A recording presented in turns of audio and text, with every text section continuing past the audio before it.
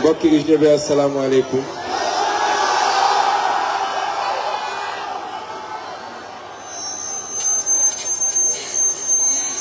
C'est avec beaucoup d'émotion qu'on est là aujourd'hui. Et vous savez pourquoi?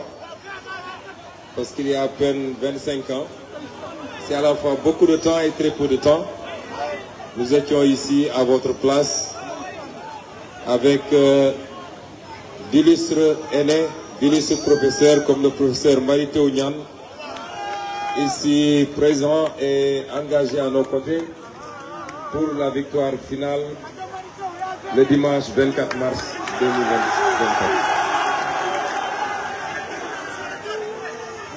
mbokki étudiant xam naa wax bi du gudd parce que xam nga ne yi ngi xaar Saint-Louis naruñu woon dugg fii waaye suñu histoire ak UGB ñëpp xam nañ ko. Je peux même dire que tout a commencé ici à l'UGB. maa ngi essayé xàmme parce que tout a changé ici. Je crois que village am war a nekk fële. waaw c'était notre village, mais apparemment beaucoup de choses ont changé. balaa may sori dama leen di jaale li ñu bokk muy suñuy doom suñuy rak muy Alpha Tunkara ak Prosper Senghor ñi nga xam ne c'est d'énième victime de la lutte inlassable des étudiants pour la démocratie, le droit, la vérité et les libertés. xam naa ni année yi weesu étudiants yi daj nañ lu ne métti na ay nit seen bakkan rot na ci am na ñu ci dàq ci université yi am nañu ci seen jàng yàqu et pourtant ils avaient tout un potentiel. Et donc s'il y a des gens qui ont consenti énormément de sacrifices pour que la lutte que nous partageons tous, mooy la lutte pour le changement définitif, qualitatif et structurel, que cette lutte-là aboutisse, yéen bokk ngeen ci yéen étudiants yi. moo tax nag il est impératif que lutte boobu ñu yeggali ko parce que lu dul lool rek on aura beaucoup perdu pour rien. Faire des sacrifices en soi, ça pose pas de problème parce que cause bu noble boo mës a gis am na ay nit yu sacrifier seen vie, mais fi muy amee solo rek mooy ñu dem ba atteindre le résultat pour lequel les gens se sont battus et se sont sacrifiés. Et ce résultat-là, ça ne démarre pas, ça ne finit pas avec le dimanche 24.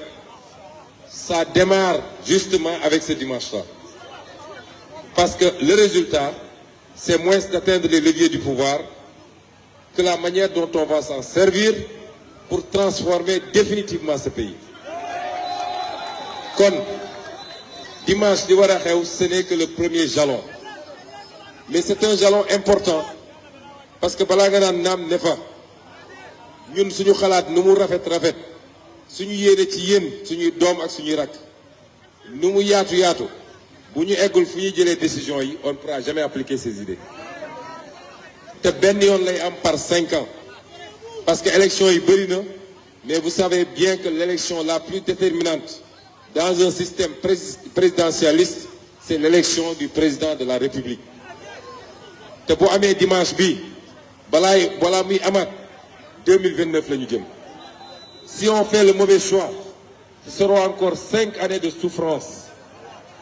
Déjà 5 années yi passées gis ngeen li ñu dund. Est-ce que vous êtes prêts à l'accepter? Moo tax il est impératif que dimanche bi li nga xam ne 1960 ba léegi ñu ngi koy raté ñu réussir ko dimanche bi. te loolu nag mi ngi jaar ci la responsabilité et le comportement de chacun d'entre nous. li ci gën a gàtt mooy il faut avoir sa carte d'électeur. loolu mooy li ci gën a gàtt. deuxième bi mooy il faut aller voter. ñun nag ay opposants lañ suñu doole bëriwul mais on mettra à disposition des étudiants ci suñu doole fi mu toll des moyens de transport pour ngeen mën a dem voter ji ñi ko mën a defal seen bopp nag parce que patriotisme la ñu woote ku ko mën a defal boppam bu mu xaar kenn parce que le choix que nous faisons va déterminer notre avenir et celui de nos enfants ku ko mënul tamit suñ la mënee jàppale dinañ ko def on n'attend rien en retour mais c'est important que les gens puissent aller voter et aucune voix ne sera de trop donc voter ji dafa am solo mais bu leen yem ci voter il faut sécuriser le vote et vous étudiants da ngeen di benn composante parmi la jeunesse boo xam ne liñ leen ràññale mooy peut-être seen jàng egg na foo xam ne ñu bëri seen jàng yeggut foofu kon war ngeen am un rôle déterminant dans la sécurisation du vote loolu nee naa c'est le premier jalon parce que ma conviction c'est que cette élection-là on va la remporter ce dimanche dès le premier tour et sans contestation possible inchallah même su dee nag xam nañu pexe gars yi moo tax fi ma jaar yëpp nee naa dimanche à partir de 20h bu ngeen dogoo ba pare na ñëpp génn dans tous les quartiers du Sénégal dans toutes les villes du Sénégal que tout le monde sorte pour célébrer la victoire éclatante de Bassirou Diomaye Faye parce que xam nañ seen jikko ñoom vous vous rappelez en 2019 dañu def élection bi 22h seen premier ministre taxaw ne ñoom gagné nañu à 59%.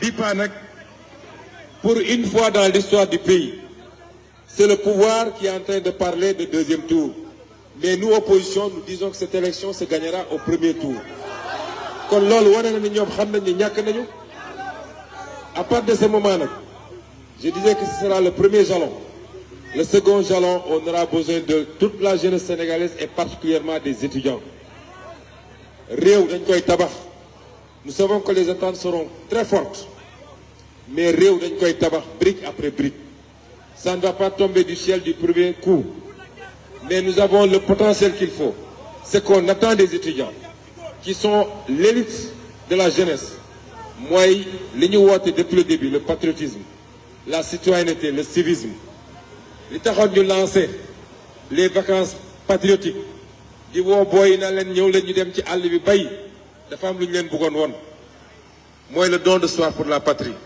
que chacun se pose tout le temps la fameuse question qu'est-ce que je peux faire pour mon pays avant de penser à ce que le pays pourrait faire pour vous. Nous attendons de vous que vous soyez l'élite de cette jeunesse qui va propulser le projet que nous avons en commun, qui est un projet non pas de conquête du pouvoir, mais un projet de transformation structurelle de notre société, de notre État, de notre démocratie, mais de notre modèle de développement également. Et donc pour cela, la ñuy xaar ci étudiants yi mooy ñu accompagner ñu ci liggéey bi ñu war a def parce que xam ngeen soppi société yombul de am na ay jikko yoo xam ne am na fi ba noppi mu am ñoo xam ne peut-être mu ngi leen di arranger soo xëyee ne da nga koy bëgg a soppi il y aura forcément des résistances et des réticences ci foofu la ñu soxlee des citoyens des gens qui pensent d'abord collectif avant de gérer leur intérêt personnel et vous pouvez être ces gens-là vous les étudiants parce que tolloogu leen fu ngeen di yàqoo vous avez encore la possibilité de surfer sur les pas que nous avons essayé de tracer nous-mêmes je le dis des années avant vous on était ici dans cette université nous avons pu bénéficier de l'encadrement de personnes formidables je vous ai dit que le professeur Mary Teuw Niane qui a été recteur de cette université qui a été ministre est aujourd'hui avec nous pour nous accompagner dans ce travail-là.